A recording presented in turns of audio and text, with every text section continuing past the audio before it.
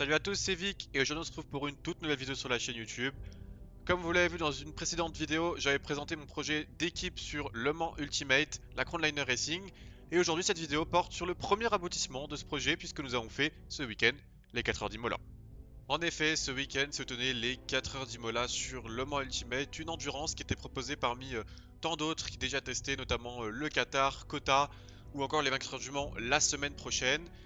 Et donc nous avons décidé de partir à 15 heures le dimanche. Et pour courir cette endurance, nous avons décidé de engager deux voitures et non pas une. Ce qui aurait été plus logique pour une première endurance, je vous l'accorde. Mais donc nous sommes partis avec deux voitures dans la catégorie GT3, donc la catégorie GT, puisqu'il y avait des LMP3 et des LMP2 qui sont toutes les deux des catégories prototypes. Nous avons donc choisi la catégorie des GT et nous avons engagé deux Mercedes AMG GT3. Dans la première Mercedes AMG GT3, numéro 20, la voiture mère, vous retrouverez Alex, Thiago ainsi que moi-même. Et dans la seconde voiture, vous retrouverez donc Zach. Zach qui a fait la course tout seul, puisque Zach est un pilote GT IRL et il se sentait un petit peu de faire les 4 heures tout seul, ce qui en soit paraissait logique vu son niveau. Alors, avant que la course commence, nous avions une stratégie de mettre les deux voitures dans le même split, c'est-à-dire dans le même serveur, sur la même piste. Et malheureusement, nous n'y sommes pas parvenus. Nous avons tenté des rééquilibrages de line-up au dernier moment pour essayer de faire baisser le niveau de Zach, puisque Zach avait déjà fait des endurances et il a un niveau de jeu qui est bien supérieur au nôtre.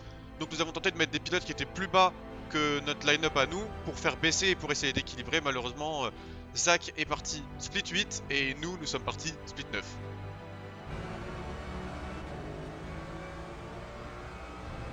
Et nous voilà finalement partis dans ce split 8 avec Alex qui a pris le départ. Et vous voyez que ce départ avec énormément de voitures sur la piste.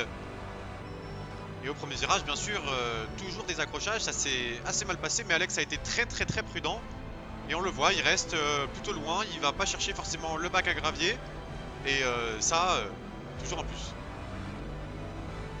Alors pendant qu'il y en a certains qui se rendent dedans et qui se mettent des dégâts, nous on tient quand même à garder une voiture très clean, pas abîmée du tout. On est parti 26ème à cause d'une qualif un petit peu difficile sous la pluie. Et Alex qui tente quand même de gagner des positions sur le départ. Et on va le voir, hein. Plusieurs fois il va se batailler, notamment ici avec les trois voitures devant, avec une Mercedes qui part ici à droite et qui va heurter un élément du bord de piste. Et attention parce que Alex finalement a pris pas mal de distance sur ses concurrents. Il est resté assez prudent quand même dans les batailles. On voit ici il relâche pour laisser passer la Mercedes. Le but c'était vraiment de garder une voiture longtemps sur la piste et pas de tenter le diable. Et également voici les premières difficultés qu'on a rencontrées, le multiclass avec forcément les LMP2 qui sont venus nous passer au bout d'un certain nombre de tours, je crois au bout de 10-13 minutes. Et finalement on a eu quand même assez on a été quand même assez chanceux sur le split qu'on avait, puisqu'on a eu quelques LMP2, je crois qu'elles étaient au nombre de 5.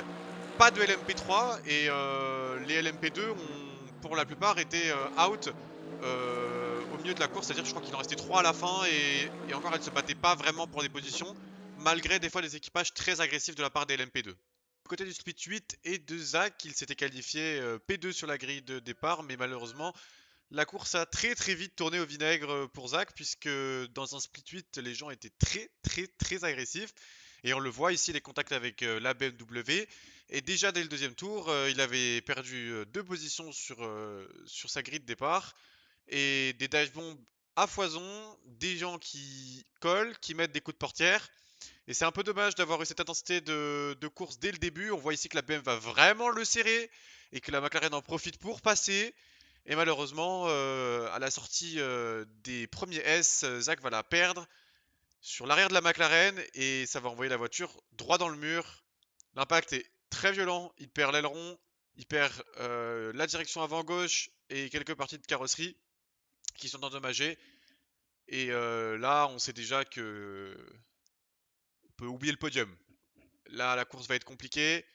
Zach a quand même réussi à ramener la voiture au stand, à réparer. Il a perdu deux tours sur l'histoire et malheureusement, il n'arrivera jamais à les reprendre sur les leaders de la course.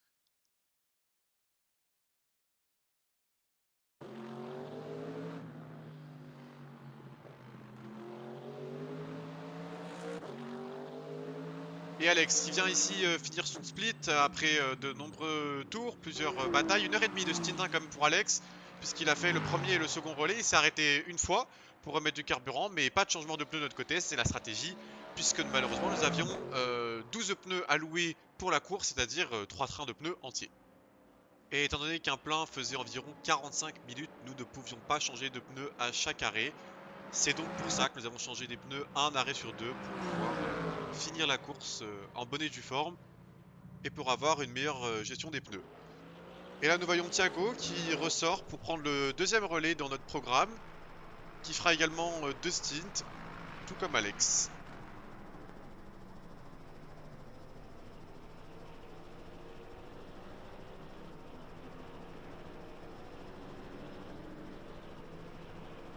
Et qui ressort donc lui avec des pneus neufs. Et également froids qu'il faut donc mettre en température. C'est pour ça que vous voyez la Mercedes derrière qui tente ici un mouvement un petit peu agressif à l'extérieur. Et ça a été un petit peu compliqué. Le relais de Thiago, il avait l'air pas très satisfait en sortant de la voiture quand je lui ai demandé comment ça s'était passé. En tout cas son ressenti. Et on voit ici qu'il a un petit peu de mal à mettre les pneus en température, mais c'est normal. C'est nouveau. Et ça va conduire malheureusement à quelques erreurs aussi de la part de Thiago. Alors qu'Alex lui n'avait pas fait de spin particulier ou n'était pas sorti de la piste. Du moins pas sur son premier relais. Thiago lui est sorti plusieurs fois sans conséquences majeures bien sûr.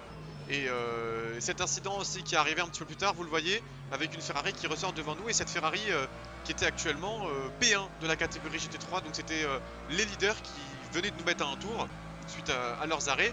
Et qui ressortaient avec des pneus froids, il me semble, des stands. Alors que Thiago était déjà sur des pneus qui avaient 2-3 tours. Malgré ça, la Ferrari a un rythme bien supérieur devant nous et Thiago n'arrive pas à aller la dépasser pour reprendre le tour qu'il venait de nous prendre.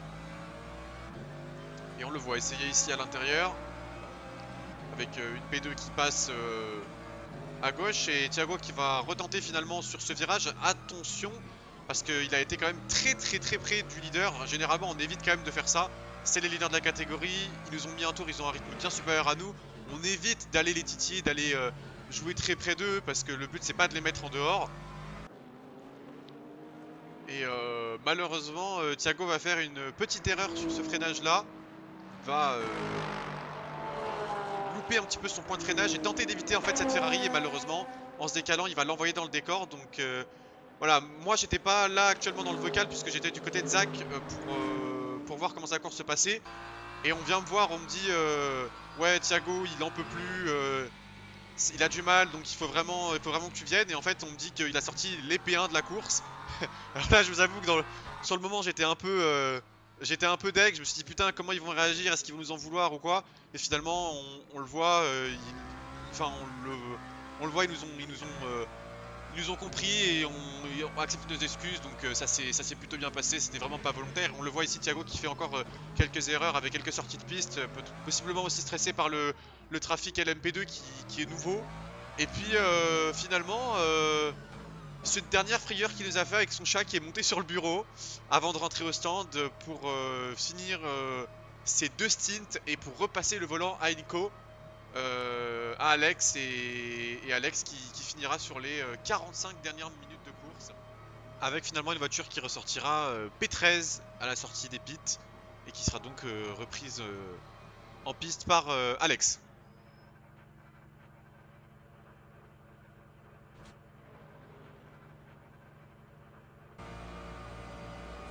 Et on se retrouve finalement sur le dernier stint d'Alex qui, au loin on le voit, poursuit cette Lexus qui est actuellement à la 12e position et nous sommes à la 13e.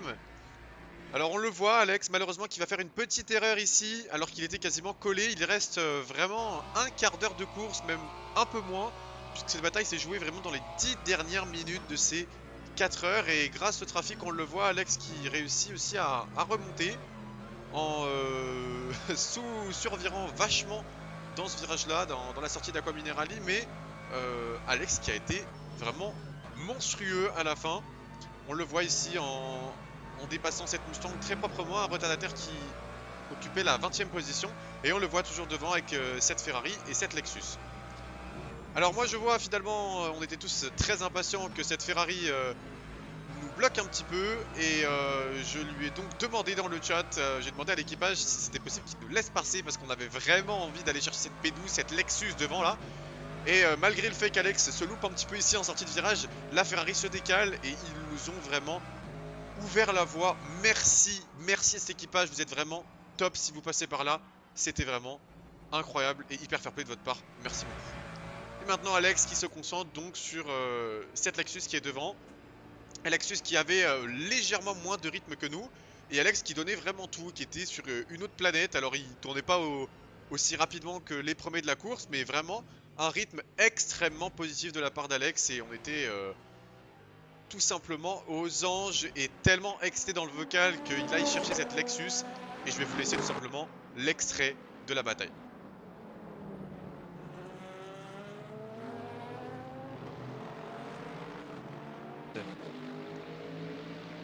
Ah, Enko il est proche, il a moins de 4 dixièmes là. Allez, il y a une P2 qui passe peut-être. Malheureusement la P2 qui n'ira gêner personne au freinage. Et regardez, en vitesse de pointe à la fin, il a plus hein. Il se rapproche de cette Lexus, il construit le dépassement sur plusieurs tours. C'est intelligent de la part d'Inco hein. C'est intelligent d'aller mettre la pression ici petit à petit à cette Lexus et d'être constamment là derrière à se montrer. Parce que peut-être que ça va pas jouer sur les performances de la voiture, mais sur le mental du pilote. Et on le sait ô combien le mental du pilote est important cette fin d'épreuve. Et peut-être qu'ici, encore une fois, à l'extérieur, il ressort mieux. Est-ce qu'il va switchback? Non, Le il reste à croisé, le croisé. La Lexus qui a glissé et la Lexus qui bloque passe. La Lexus qui bloque passe. Et qui va défendre l'intérieur. Alors qu'Inko se décide à dive bombe un moment ou alors à faire un switchback hein, dans un virage, mais encore, hein. Il reste 10 minutes désormais effectivement. 10 dernières minutes et... 10 dernières minutes avec 27%, il a le temps. Tu crois que ça passe? Bien sûr, il a le temps. Il a le temps. Il travaille, regardez hein. Nico qui met pression. Il travaille cette Lexus et il a du mal à trouver l'ouverture pour l'instant. Oh, il va se la... Non, ok. C'était osé s'il se l'a tenté ici. Mais il se montre. What? Oui, normalement, on va au bout. Il reste 10 minutes. 8 minutes, 10 tours, c'est bon, on va au bout. Oh là là, Inco qui a jamais été aussi proche. Voilà, jamais été aussi proche d'être dans la ligne droite. Il lui renifle l'arrière, il lui renifle le diffuseur. Et il le sait qu'il faut aller bien positionner en sortie de ligne droite. Voilà, et là, il est bien placé. Il vient flasher. Il vient flasher cette Lexus. Incroyable, la Lexus qui bloque l'intérieur sur cette ligne droite.